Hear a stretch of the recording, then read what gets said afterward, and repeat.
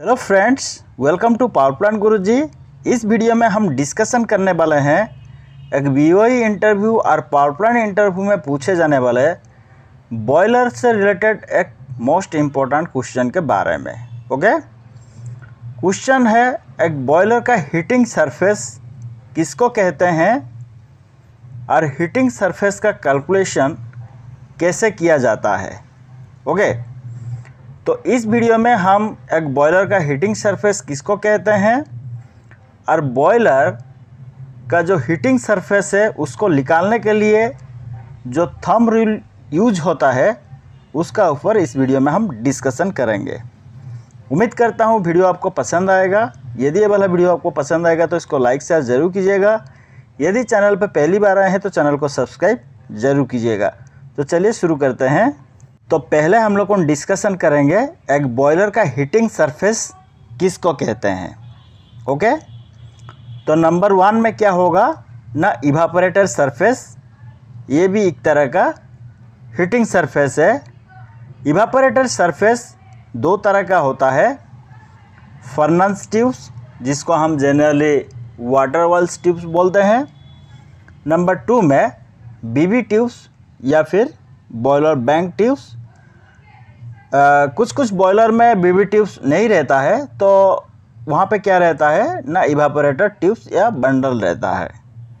Evaporator surface के बाद number 2 में जो हीटिंग सरफेस है वो है सुपर हीटर ट्यूब्स और रीहीटर ट्यूब्स। नंबर 3 में जो बैक एंड हीटिंग सरफेस होता है एक बॉयलर का वो है इकोनोमाइजर ट्यूब्स और एपीएच यानी कि एआरपी हीटर। तो जो मैं आप लोगों को बताया ओवरऑल इसको ही एक बॉयलर का हीटिंग सरफेस कहते हैं।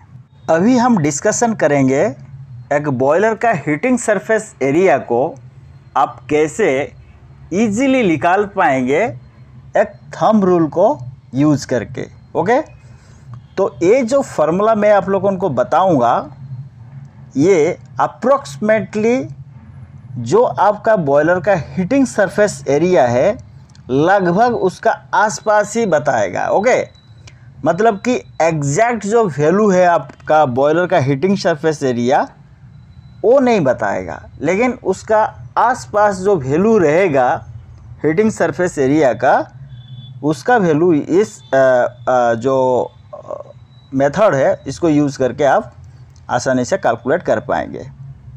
तो ये थंब रूल यूज़ करने से आपको यही बेनिफिट है कि जो हीटिंग सरफेस एरिया है आपका बॉयलर का, यदि आपको याद नहीं रहता है या कोई भी बॉयलर का हीटिंग सरफेस एरिया कितना होगा, तो इस थंब रूल को यूज़ करके लगभग आप कैलकुलेट कर पाएंगे और जान पाएंगे कि करीब करीब इसका जो हीटिंग सरफेस एरिया है इतना होगा। तो चलिए इस थंब रूल के बारे में डिस्कशन करते हैं। ओके, तो बॉयलर हीटिंग सरफेस एरिया जिसका वैल्यू मीटर स्क्वायर में निकलेगा is equal to boiler capacity in KG per hour divided by 17। Okay, तो बॉयलर का जो कैपेसिटी है वो हम लोगों का जनरली टन पर आवर रहता है, तो उसको हम पहले केजी पर आवर में कन्वर्ट करेंगे, फिर उसमें डिवाइड करेंगे क्या 17 को। ओके, तो हमको उस बॉयलर का जो हीटिंग सरफेस एरिया है वो मीटर स्क्वायर में मिल जाएगा। तो चलिए अभी एक एग्जांपल लेके ये जो थंब रूल है उसको हम एक्सप्लेन करेंगे, जो कि आपको और आसानी होगा ये थंब रूल को यूज़ करके कैसे हम एक बॉयलर का सरफेस एरिया को निकालेंगे उसको समझने के लिए। ओके, एक बॉयलर है जिसका कैपेसिटी है 68 TPH। ओके, तो इस बॉयलर का हीटिंग सरफेस एरिया कितना है, तो आप इसको कैसे निकालेंगे, जो थंब रूल में आप लोगों को बताया हूँ। तो 68 TPH को पहले आप लोगों केजी पर आवर में उसको कन्वर्ट कीजिए। सिंपल इसमें मल्टीप्लाई करना है 1000। ओके, फिर उसका बाद जो थंब रूल में बताया था, मतलब कि केजी पर आवर में कन्वर्ट करने के बाद उसको आप डिवाइड कीजिए 17 के द्वारा, तो आपको करीब उसका जो आंसर है वो 4000 मीटर स्क्वायर मिलेगा। ओके, तो ये जो वैल्यू आपको मिला ये करीब करीब उस बॉयलर का जो हीटिंग सरफेस एरिया है उसका बराबर, यानी कि उसका आसपास का वैल्यू आपको मिलेगा। एग्जैक्टली वैल्यू नहीं मिलेगा, पहले से मैं बता चुका हूँ। ये जो थंब रूल है ये आपको अप्रोक्सीमेटली उस बॉयलर का जो हीटिंग सरफेस एरिया है उस वैल्यू को बताएगा, एग्जैक्ट जो वैल्यू है वो नहीं बताएगा।